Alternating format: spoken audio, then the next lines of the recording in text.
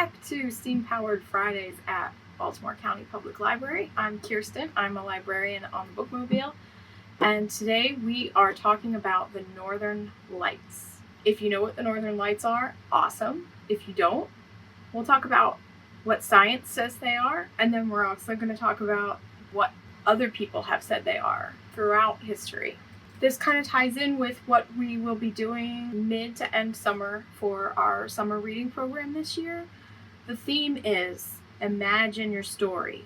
Before people knew what was going on with the Northern Lights in terms of science, they made up their own stories about what it could possibly be. Because, you could imagine seeing beautiful lights in the sky moving around and sparkling just out of the blue.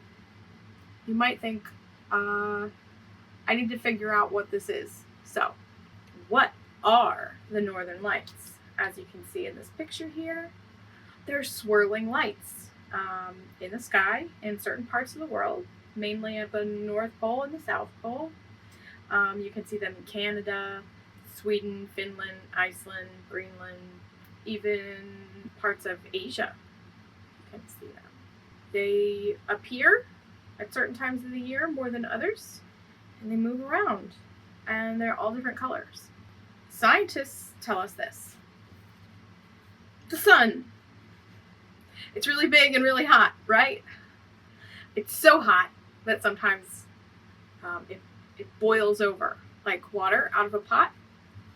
But instead of water out of a pot, it's plasma. And this plasma gets ejected from the sun, and when it does, it moves so fast and so far that it becomes what's called the solar wind, and it sails across space. Over here, that's where solar wind. And it travels 100 million miles per hour. Little Earth is right in its path. What's going to happen to little Earth? Earth has this awesome thing around the outside of it called the magnetosphere. Ooh, what's that? So it's Earth's magnetic field, which, when confronted with these solar winds, makes this protection and stops it. But not altogether. The solar winds, like I said, are super powerful, so they hit against the magnetosphere and kind of push it back.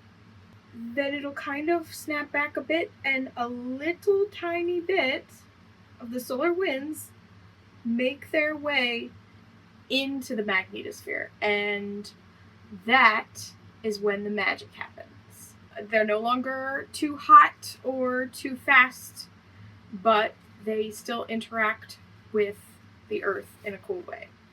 This is what we're going to see when they make their way into our atmosphere. Why the different colors? Well, you probably know that there are different elements in our atmosphere. So when that solar wind mixes with oxygen, we get reds and greens. When that solar wind mixes with nitrogen, we get blues and purples. And when these two mix together, we get yellows and pinks.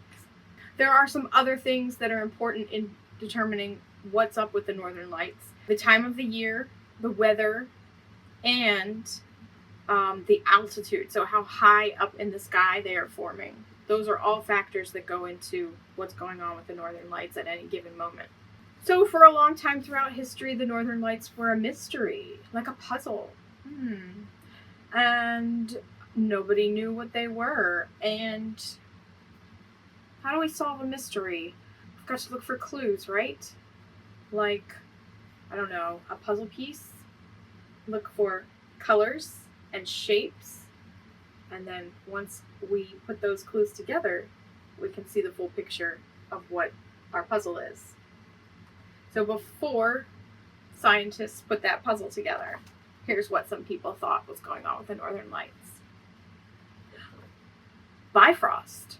Anybody ever heard of this? It was the magical rainbow bridge from Earth to Asgard, the realm of the gods. You may have heard of Thor. Yes, he's a god in Asgard. So another god, goddess Aurora, she was the goddess who would bring the morning each day in her chariot with horses. She would ride across the sky and bring the sunshine, but it was also told that she brought the northern lights as well. They would follow her chariot. Other folks thought that northern lights were the shields and armor of the Valkyries, the warriors who would bring fallen soldiers from Earth to Asgard. It was thought that they were reflections off of their shields and armor. There were a lot of stories about animals. So this one was that there were swans flying in the sky when all of a sudden it got so cold that the sky just turned to ice and the swans were trapped. And the northern lights are actually the reflections and flickerings of their wings inside the ice as they try to get out. This one I love.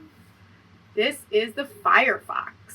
So the firefox is an Arctic fox who was running so fast to get away from hunters that his tail kept skidding across the ground and creating sparks, and they flew up into the sky and made the northern lights. Another story is just that there are two dragons in the sky, a good one and a bad one, and they are just battling it out. Another story is that it's a massive whale, and when the whale spouts and shoots the water up out of its spout, that's what you're seeing when you see the northern lights.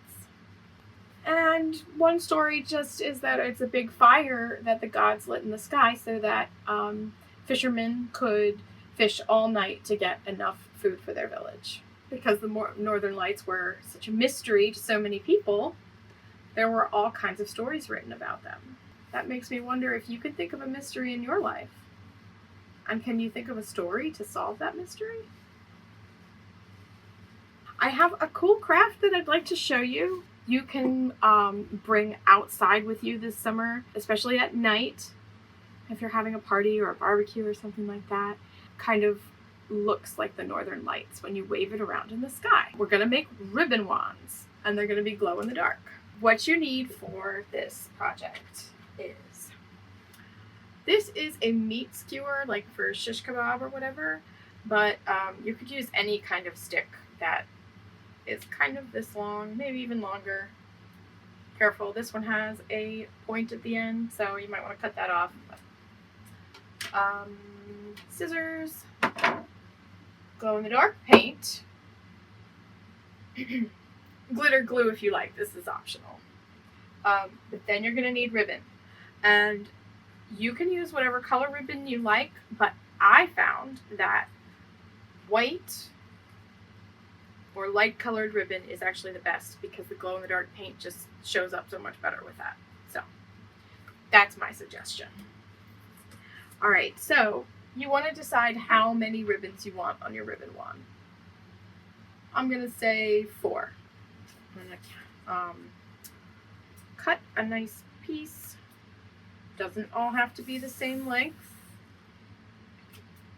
It can be totally perfect or it can be a beautiful mess. I usually go the beautiful mess route. Alright. Then you want to take your glow-in-the-dark glue, give it a little shake, put some newspaper down before you do this so that you don't get paint everywhere. And all we're going to do is paint the ribbon. And you're not even really going to be able to see it that well because it's glow-in-the-dark paint, so it's kind of transparent. So just do the best you can. It'll look great. Glow-in-the-dark paint, ribbon, and I'm just going to paint all the way down the length of the ribbon. And my ribbon is really sheer, so I don't think I need to do both sides. I'm just going to paint it one time and be done with it. I'm going to paint the whole length of the ribbon, and then I'm going to hang them up to dry. And that shouldn't take too long because it's just ribbon. After they are dry, I'm just going to tie them around my skewer or whatever you have, a dowel rod. Even a popsicle stick would be fine. It's not going to be very long, but it'll work fine. So you're just going to tie them on like that. Nothing fancy. You can decorate here with the glitter glue or stickers or whatever you want, just to make it look a little prettier, since all the ribbon we're using is going to be white. And here is an example of what my ribbon wand turned out like. Yours could be completely different depending on what you have at home, but I added a little pipe cleaner and some curling ribbon just to make it look extra sparkly. But the only thing that's glow in the dark here is the white ribbon. And I did add some glow in the dark paint to the skewer as well. So those are the only things that will glow in the dark. I just wanted to make it extra pretty.